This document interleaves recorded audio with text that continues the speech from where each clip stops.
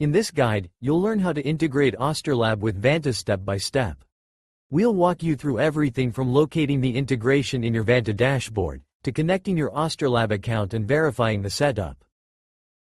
First, log in to your Vanta dashboard. From the left-hand sidebar, click on Integrations. In the search bar at the top of the Integrations page, type Ostorlab.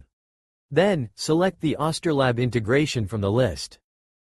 Click the Connect button to begin the setup process.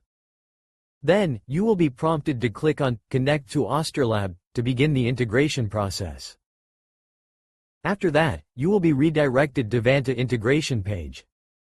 Under the Configuration tab, click on Authorize Vanta. After that, you will be asked to allow Ostorlab to send data to your account. Click Allow to proceed. Once done, you will be redirected back to Vanta integration page. Under the Configuration tab, you can see that the integration is active. After that, no further setup is required. Ostorlab will automatically push vulnerabilities into Vanta after each scan. To verify the results after scanning, click on Assets in the left sidebar. Then select Vulnerabilities. Next, click on Findings by Vulnerability. Here, you'll see a paginated list of findings.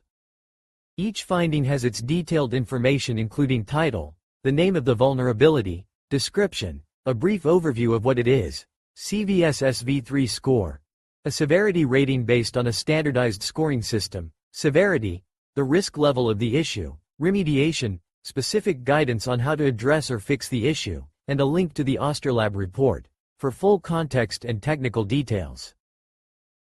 To see which systems are affected, click on the Impacted Assets tab. Here, you'll find a list of assets linked to the vulnerability findings. Each entry includes the name of the impacted asset and a link to the corresponding asset page on the Ostorlab platform.